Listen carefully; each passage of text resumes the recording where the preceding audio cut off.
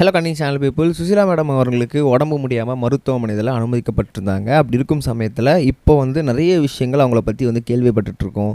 நிறைய விஷயங்கள் ஃபேமிலி நடக்கிறதெல்லாம் வந்து ஷேர் பண்ணிகிட்ருக்காங்க. நிறைய வந்து ஃபேன்ஸே வந்து இந்த மாதிரி இருக்குமா அந்த மாதிரி இருக்குமா அப்படிலேயே வந்து எக்ஸ்பெக்டேஷன்ஸும் க்ரியேட் பண்ணிகிட்ருக்காங்க. அதில் இந்த வாட்டி வந்து நம்ம சுசிலா மேடமோட கடைசி வந்து ஆசையாக வந்து ஒன்று இருந்திருக்கு. அது மட்டும் இல்லாமல் அது நிறைவேறாமையும் கொஞ்சம் கொஞ்சம் இருந்திருக்கு.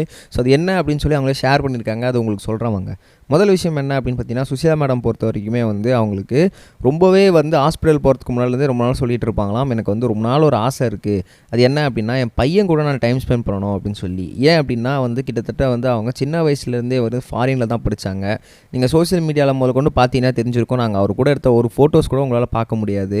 ஏன் அப்படின்னு பார்த்தீங்கன்னா, எனக்கு கிட்டத்தட்ட வந்து அவரே நிறைய வாட்டி சொல்லுவார், ஃபோட்டோஸ்லாம் எடுத்திங்கன்னா சோஷியல் மீடியாவில் போஸ்ட் பண்ணுங்கள், இது பண்ணுங்கள், அது பண்ணுங்கன்னு சொல்லி. அவர் ரொம்பவே அதெல்லாம் எதிர்பார்ப்பார். பட் அதெல்லாம் எனக்கு பிடிக்காது அப்படின்றதுனால நாங்கள் அதை பண்ணுறது கூட கிடையாது. நானும் என் பையனை வந்து நிறைய மீட் பண்ணிக்கிறது கிடையாது. அவங்களோட டைம் ஸ்பெண்ட் பண்ணுறதே கிடையாது. அவன் சின்ன வயசில் இருக்கும்போது அவன் ஃபாரினில் இருந்தான். நான் அதுக்கப்புறம் கொஞ்சம் கொஞ்சம் போக போக எனக்கு வயசாகிடுச்சு. அவங்க கூட கடைசி வரைக்கும் என்னால் டைம் ஸ்பெண்ட் பண்ண முடியாமல் தான் போயிடுச்சு. ஸோ என் பையனான ஜெயகிருஷ்ணன் அவர்கள் ரொம்பவே வந்து அதனால் வந்து எனக்கு பர்சனலாக வந்து அவங்க கூட டைம் ஸ்பெண்ட் பண்ணணும் அப்படின்றது ரொம்ப நாள் ஆசையாக இருந்துச்சு அப்படின்னு சொல்லியிருந்தாங்க. இன்னொரு விஷயம் என்ன அப்படின்னு பார்த்தீங்கன்னா, கிட்டத்தட்ட வந்து நகைகளில் வந்து நான் நிறைய வீட்டில் வச்சுருந்தாலுமே அதை நான் வந்து வியர் பண்ணுற பழக்கங்கள் அப்படின்றது எனக்கு கிடையவே கிடையாது. பட் அவர் வந்து என்கிட்ட அடிக்கடி சொல்லிக்கிட்டே இருப்பார், இந்த மாதிரி வந்து நகைகள் நிறைய வாங்குங்க, அதை வாங்கி வந்து கழுத்தில் போட்டுக்கிட்டு எங்கேயா கல்யாணத்துக்கோ எங்கே போனாலும் வந்து நகை வியர் பண்ணி போங்க அப்படின்னு சொல்லி. ஸோ அவருக்கு வந்து நான் கொஞ்சம் கிராண்டாக இருந்தால் தான் பிடிக்கும். ஸோ இப்போ வந்து அவருக்காக நான் வந்து கொஞ்சம் கொஞ்சம் வந்து லாஸ்ட் டைமில் என்ன பண்ணிகிட்ருக்கேன் அப்படின்னா, நகைகள்லாம் நான் போட்டுட்ருக்கேன். நீங்கள் என்னோடய ரீசெண்ட் ஃபோட்டோஸ்லாம் பார்த்தீங்கன்னா கழுத்து நிறைய நகைகள் இருக்கும். அது காரணம் வந்து என் பையனோட ஆசை. சரி, இதுக்கப்புறம் நம்ம எவ்வளோ நாள் இருக்க போகிறோம் அப்படின்றது தெரியல, எல்லாரோட ஆசையை நிறைவேற்றணும் அப்படின்னு சொல்லி எனக்கு ஒரு தாட் வந்திருக்கு. ஸோ அதனால தான் வந்து நான் இந்த நகையெல்லாம் வியர் பண்ணிகிட்ருக்கேன். மற்றபடி வந்து எனக்கு ஒரு சில ஆசைகள்லாம் இன்னுமே இருந்துகிட்டு தான் இருக்குது அப்படின்னு சொல்லி அவங்க நிறைய விஷயத்த மக்களாகிய நம்மக்கிட்ட ஷேர் பண்ணியிருக்காங்க. ஸோ இந்த விஷயம் சோஷியல் மீடியா செம்ம வைரலாக போயிட்டுருக்கு அப்படி தான் சொல்லணும். ரெண்டாவது முக்கியமான விஷயம் என்ன அப்படின்னு பார்த்தீங்கன்னா, வடிவேலு சிங்கமுத்து இவங்க 2 பேரோட பஞ்சாயத்து அப்படின்றது ரொம்ப நாளாக போயிட்டுருக்கு அப்படின்றது நமக்கு நல்லாவே தெரியும்.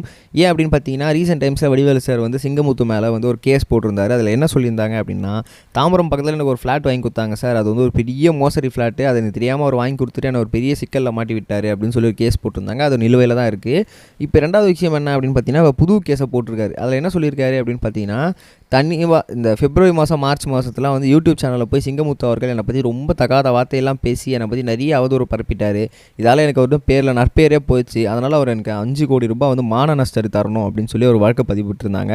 இதை பார்த்தோன்னே எனக்குமே ரொம்ப ஷாக் ஆகி போயிடுச்சு. கோர்ட்லேயுமே அந்த கேஸ் நேற்று ஏரிங்கில் வந்து என்ன பண்ணியிருக்காங்கன்னா, ஃபுல்லாகவே வந்து எல்லாம் விசாரிச்சிருக்காங்க.